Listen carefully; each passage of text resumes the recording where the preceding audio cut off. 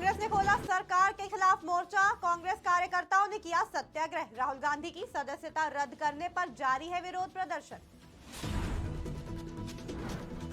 भूमाफियाओं पर लगातार कस रहा शिकंजा। 3 भूमाफियाओं सहित 3 सरकारी कर्मचारियों के खिलाफ मुकदमा दर्ज। विद्युत विभाग की बड़ी लापरवाही आई सामने। आदेश के बाद भी नहीं हटाया गया हाईटेंशन तार। कार चालक ने बीच सड़क की पिटाई। बचाव कर रहे लोगों को कहे अपशब्द। नशे में धुत पुलिसकर्मी ने की एसडीएम के अर्दली की पिटाई।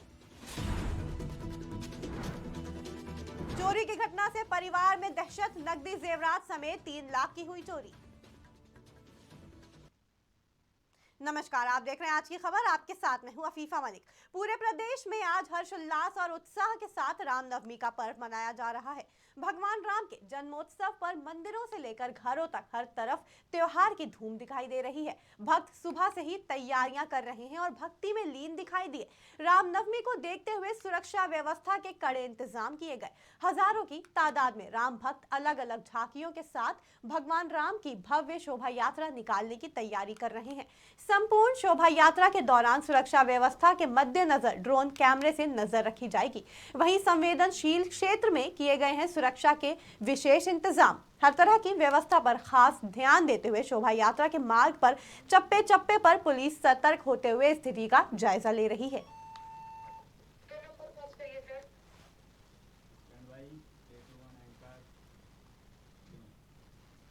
कांग्रेस के पूर्व अध्यक्ष और वायनाड से सांसद रहे राहुल गांधी की सांसद सदस्यता समाप्त करने के विरोध में गाजीपुर में कांग्रेस कार्यकर्ताओं ने जिला मुख्यालय के सरजू पांडे पार्क पर काला पट्टा और कपड़ा पहनकर एक तरफ सरकार द्वारा एक फरमान जारी किया गया था कि प्रदेश के समस्त परिषदीय और मान्यता प्राप्त विश्वविद्यालयों से होकर गुजरने वाले हाई टेंशन विद्युत तार को तत्काल प्रभाव से हटाया जाए, लेकिन इसके बावजूद भी जनपद सोनभद्र में कई ऐसे विद्यालय हैं जिनके ऊपर से हाई टेंशन तार नहीं हटाया गया। विद्युत विभाग की लापरवाही की वजह से मासूमों की जान खतरे में पड़ चुकी है।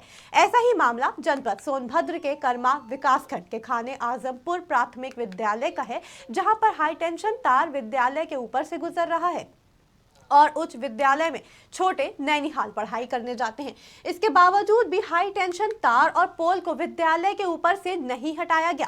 प्राथमिक विद्यालय में कार्यरत प्रधानाचार्य ने कहा कि इस मामले की कई बार हमारे द्वारा विद्युत विभाग और उच्च अधिकारियों के पास प्रार्थना पत्र दिया जा चुका है, जिसके बावजूद भी संबंधित अधिकारी मामले का संज्ञान नहीं ले रहे हैं।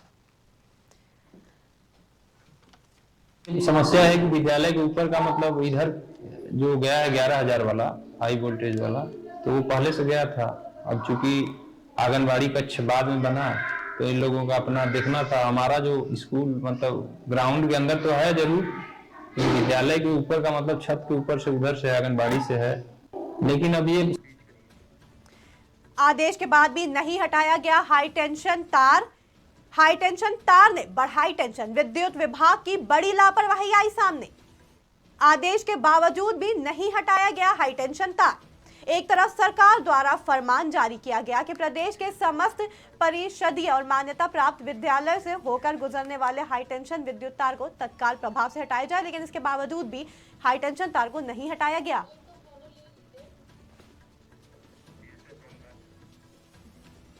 इस खबर पर ज्यादा जानकारी के लिए हमारे साथ जुड़ चुके हैं बीएसए सोनभद्र। सर, सरकार के आदेश के बाद भी अब तक नहीं हटाए गए हाई टेंशन तार, ये जानते हुए कि इससे बच्चों की जिंदगी को बहुत बड़ा खतरा है, बच्चों के लिए बहुत ही खतरनाक चीज है, इसकी क्या वजह है जो अभी तक इस राह में कोई कदम नहीं उठाया गया? हाँ, इसमें हमारे यहाँ के कुछ विद्यालयों से तार निकले हुए हैं कैंपस में, तो बाउंड्री की साइड से निकले हुए हैं। सभी का एस्टिमेट बना लिया गया है और प्रशासन को प्रेषित भी कर दिया गया है। बहुत जल्द ही इसमें धनराशि प्राप्त हो जाएगी और इनको हटवाने का कार्य संपादित कर दिया जाएगा। सर, विद्युत विभाग की ये एक बहुत ही बड़ी लापरवाही है, इसके लिए कौन कितना जिम्मेदार है? जो जिम्मेदार है उनके ऊपर क्या कार्रवाई की जाएगी? ये कैंपस में साइड से निकला हुआ था तार, वहीं पर आंगनबाड़ी बना हुआ है। विद्युत विभाग ने ही इसका एस्टिमेट बना करके दिया है, जिस शासन को भेज दिया गया है। जैसे धनराशि मिल जाती है तत्काल इस पर कार्रवाई करके और ये तार जो है वो उसको कैंपस के ऊपर से हटा दिया जाएगा।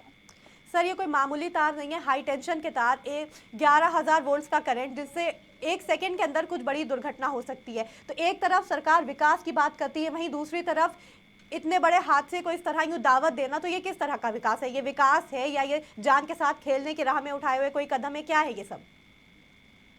नहीं मैम, सभी लोग इसको लेकर के सीरियस हैं और इस पे कार्रवाई चल रही है। बहुत जल्द हमको धनराशि मिल जाएगी और ये कार्य संपादित कर लिया जाएगा।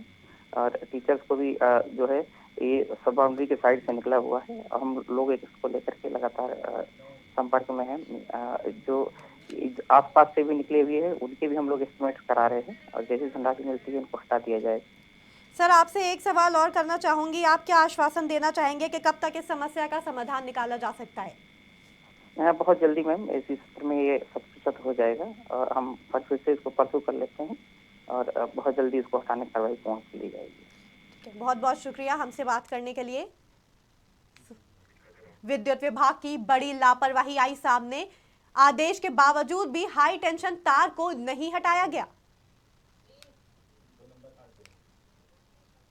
संबंधित अधिकारी मामले का संज्ञान नहीं ले रहे, जबकि कई बार इस चीज की कंप्लेंट की जा चुकी है, स्कूल की तरफ से भी कंप्लेंट की गई, लेकिन बावजूद इसके किसी तरह की कोई कार्रवाई फिलहाल अभी तक नहीं की गई है।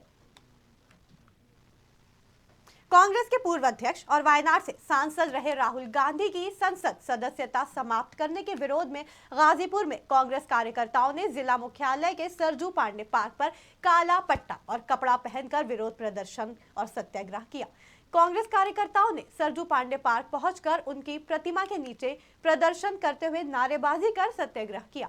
गाजीपुर में कांग्रेस जिला अध्यक्ष सुनील राम की अगुवाई में भारी संख्या में कांग्रेस कार्यकर्ताओं ने कांग्रेस के पूर्व राष्ट्रीय अध्यक्ष राहुल गांधी की संसद की सदस्यता रद्द किए जाने के विरोध में जोरदार प्रदर्शन कर लोकतांत्रिक तरीके से सत्याग्रह किया।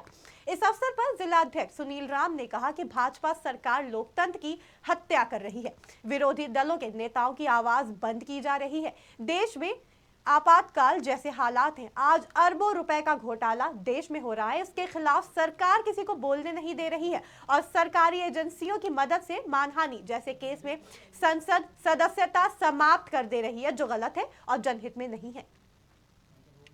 देखिए, मैं सुनील राम अध्यक्ष जिला कांग्रेस कमेटी गाजीपुर।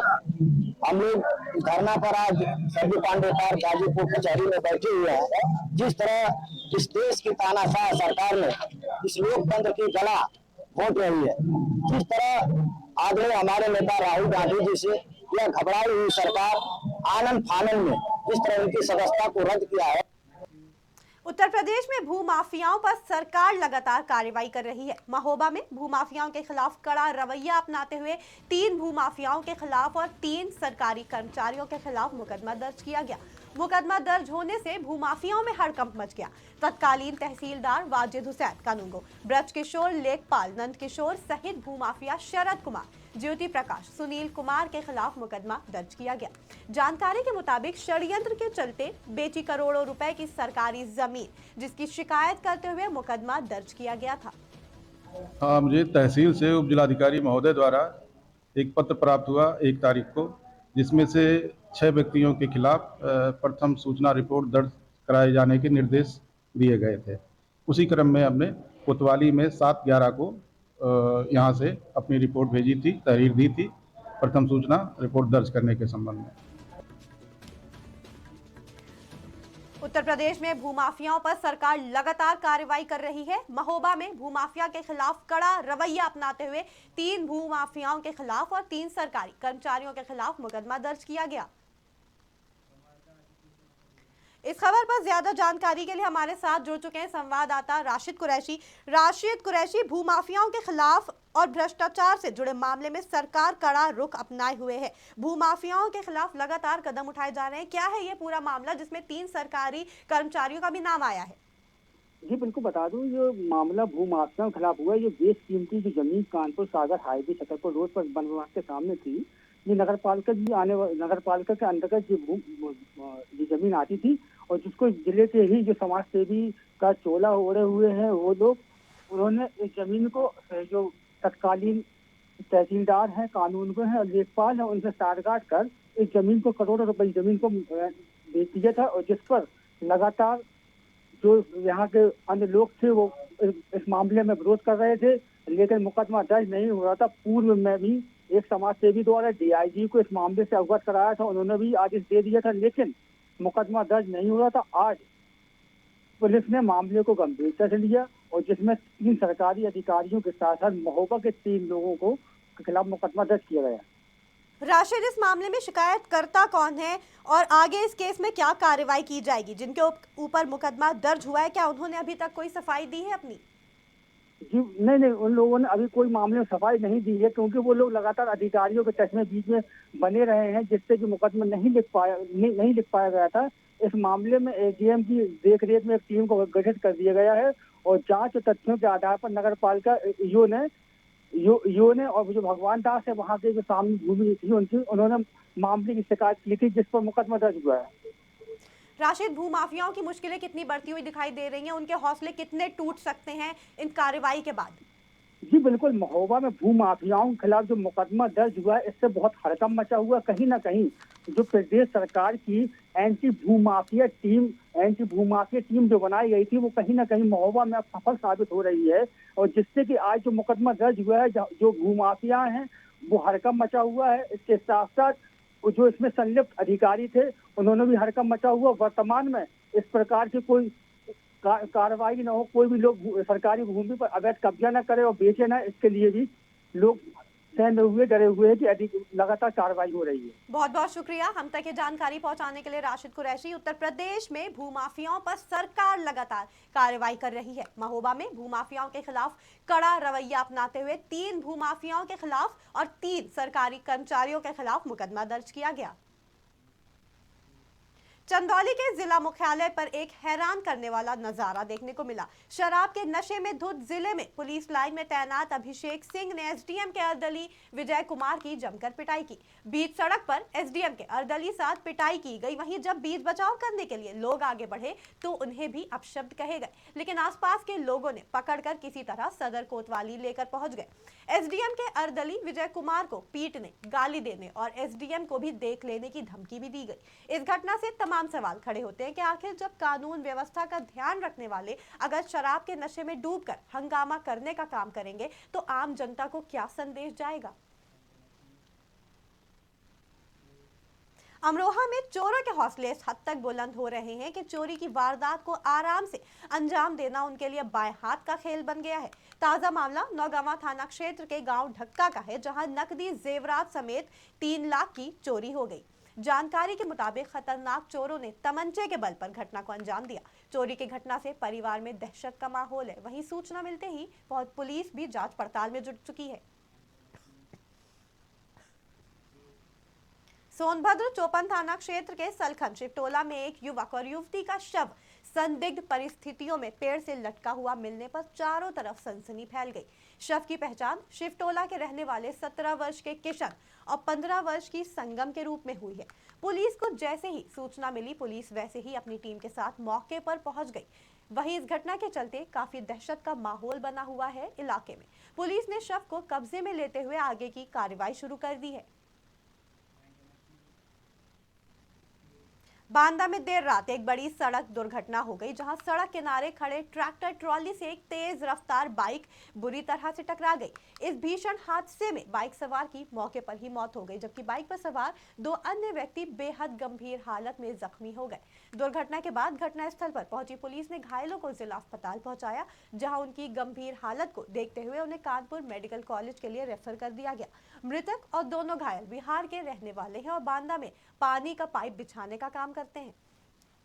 अभी यहाँ पर एक्सीडेंटल के 3 केसेस आए हैं, जिसमें से एक व्यक्ति की मौके पर ही मृत्यु हो गई थी और जो 2 केसेस आए थे जो कि बहुत ज़्यादा गंभीर अवस्था में थे, इनको यहाँ पे प्राथमिक उपचार करने के बाद कानपुर मेडिकल कॉलेज के लिए रेफर किया। बबेरू रोड थाना कोतवाली देहात के अंतर्गत 3 व्यक्ति जो एक मोटरसाइकिल पर सवार थे, पीछे से ट्रैक्टर ट्रॉली में टकरा गए, जिसके कारण गंभीर रूप से घायल हो गए। तत्काल कोतवाली देहात पुलिस मौके पर पहुंची और तीनों को हॉस्पिटल लेकर आई, जहां पर एक व्यक्ति की मौत हो। अमरोहा में पुलिस और बदमाश की जमकर मुठभेड़ हुई, जहां आरोपी युवक ने पुलिस पर फायरिंग की। वहीं जवाबी फायरिंग में आरोपी के पैर में गोली लग गई। अमरोहा के थाना सैद नगली क्षेत्र का ये पूरा मामला है। जानकारी के मुताबिक आरोपी युवक आम के बाग में गौवंश पशु की हत्या का प्रयास करने की तैयारी कर रहा था। वहीं पुलिस ने इरादे नाकाम करते हुए बड़ी कार्रवाई की। घायल पुलिसकर्मी सलीम और आरोपी को उपचार के लिए अस्पताल में भर्ती करवा दिया गया।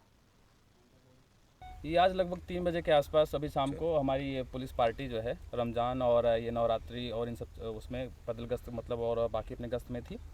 तो पता चला कि कुछ लोग जो है कि माहौल बिगाड़ने के लिए यहाँ पे ये गलसुआ चौराहा है, इधर गलसुआ गांव में बाग में एक बछड़ा काटने की तैयारी कर रहे हैं। तो पुलिस पार्टी यहाँ पर अपनी तैयारी के साथ जब पहुँची तो यहाँ पर 2 व्यक्ति थे, एक था फरमान और एक था मतीन। और ये फरमान जो है ये पीला खदाना सराय तरीन और हयात नगर संभल इसका एड्रेस है, वहाँ का है, जिसके ऊपर लगभग 11 मुकदमे हैं। इसने जो है पुलिस पार्टी के ऊपर तमंचे से फायर कर दिया। अमरोहा में पुलिस लगातार कानून व्यवस्था को मजबूत करने का काम तेजी से कर रही है। पुलिस ने मुठभेड़ के दौरान 25,000 के इनामी बदमाश जोनी को धर दबोचा। इस मुठभेड़ में बदमाश घायल भी हो गया। जानकारी के मुताबिक बदमाश घनौरा थाना से डकैती की घटना में वांछित चल रहा था। वहीं पकड़े गए घायल बदमाश के पास से लूटे हुए जेवरात सहित बाइक, एक तमंचा और कारतूस बरामद किए गए। उत्तर प्रदेश की खबरों में फिलहाल इतना ही। जुड़े रहें आज की खबर के साथ ताजा तरीन खबरों के लिए।